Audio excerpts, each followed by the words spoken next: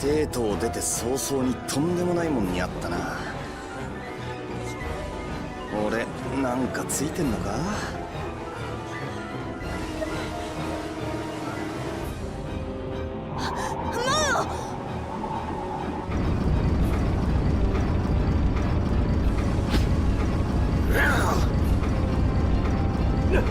なんだお前！やめろ！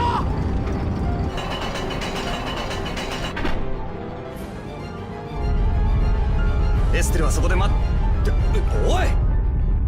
ユリは女の子。はいはい。助けて！立てなくて！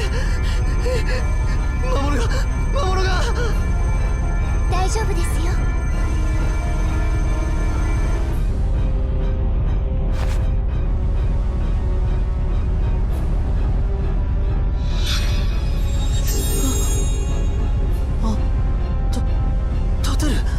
早く避難してください。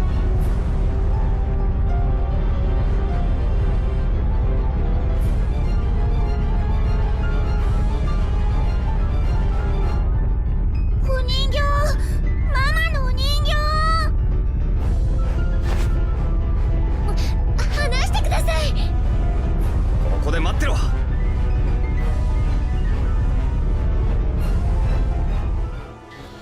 To go with my full review of Tales of Vesperia, which I'm going to have up on digitallydownloaded.net soon enough, I wanted to do a short video to look at the combat system in particular. I've always had a complex relationship with the Tales games, and while I generally enjoy the storytelling and the characterization of them, what I've liked about Tales has traditionally been something despite the combat system. And as one of the older games, I guess Vesperia is a good example of some of the issues that I have with the way that the combat in the series works.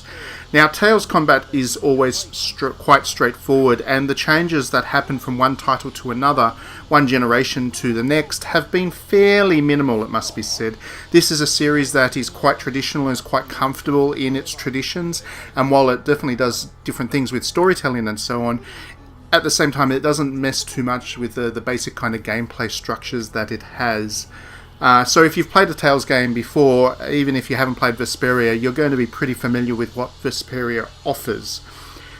But what it is for people who haven't played any of these games, it's an action combat system in which you run around a circular space pressing buttons to attack enemies, which sounds straightforward enough, and it is in a lot of ways quite a straightforward combat system. In addition to a standard attack button for a physical attack, you've also got various special abilities that can be activated either by using another attack button or a flick on the control stick. You get quite a lot of these abilities for each character, and you actually have a bit of control over which abilities you set up. So you can set certain abilities to preferred buttons, and the ones that you use the most are the ones that you'll assign to the buttons that you are most comfortable pressing, I guess. Where I've struggled with Tales games in the combat system is what I see as a kind of clunkiness to the combat. There's the constant risk of being disrupted that you have while you're fighting enemies. So it's quite easy for enemies to kind of stagger your characters, for example, and the recovery process is a fairly slow animation. This is especially relevant when you're playing as a spellcaster because their magic attack animations take a fair while to play out, and if there's an enemy chasing you, there's just not much you can do but run around waiting for one of your AI-controlled allies to come distract that enemy for you. Otherwise, each time you try and cast a spell, it'll fizzle out because the enemy has hit you, and like as you can probably guess, the The spellcasters are not particularly effective melee combatants. They usually have one or two abilities, but for the most part you want them to be hanging back casting spells, and that becomes quite difficult if there's a rush of enemies around.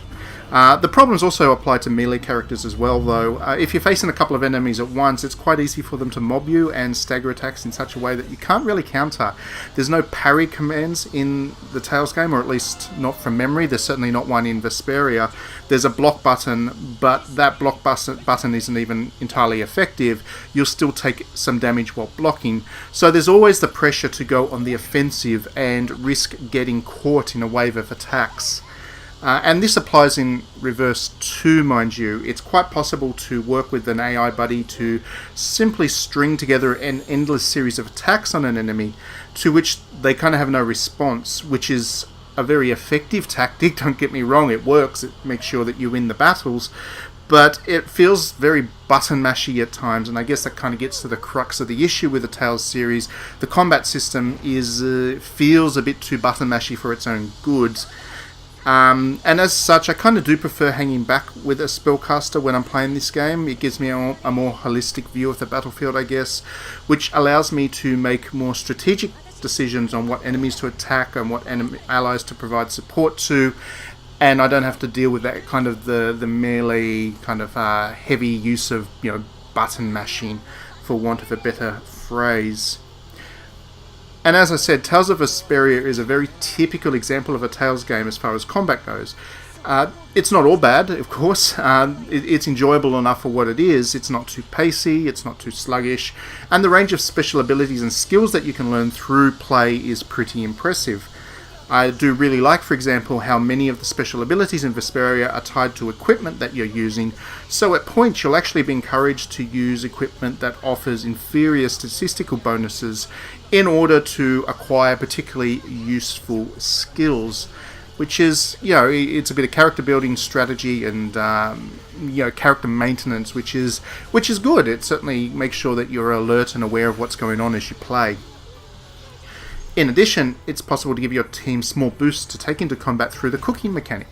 Once you find a recipe, as long as you have the ingredients, you can cook up basically something that will boost your team's statistics for one battle, with different recipes, of course, having different effects.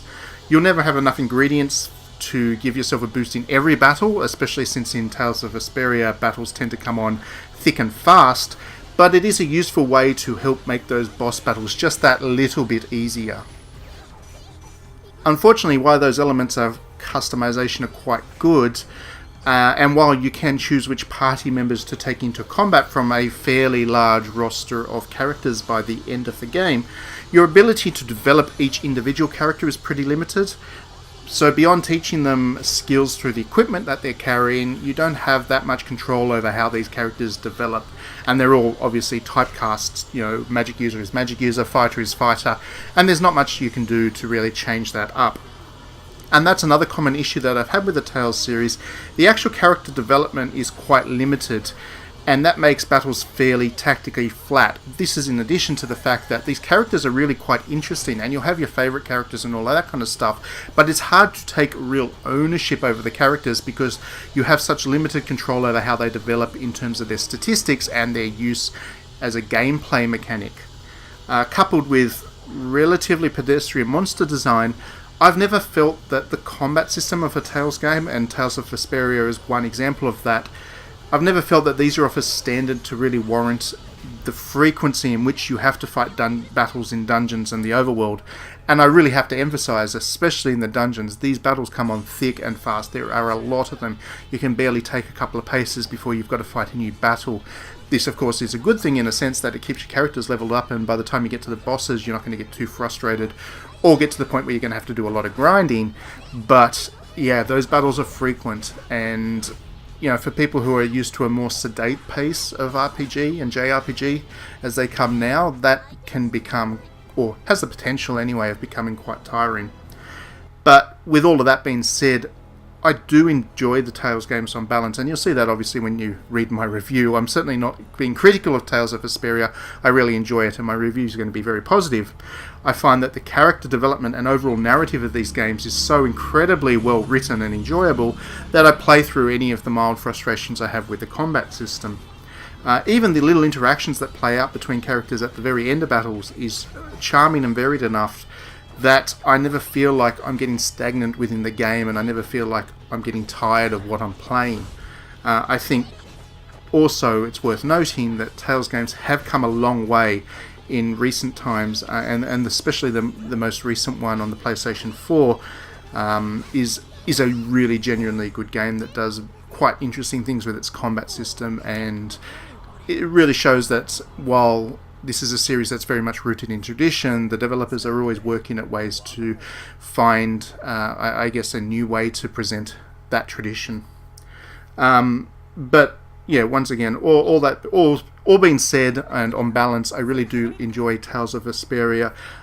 Be sure to have a read of my review. This is just a look at the combat system, and I certainly know that there are a lot of people that absolutely love the Tales combat system. So this is a series that has real diehards, fans who will play everything and look forward to everything that comes from the series. And I certainly think that what they're getting with this HD remaster is a good one, and the narrative is certainly one of the best in the series, which is why I guess they've gone to it for the HD remaster treatment.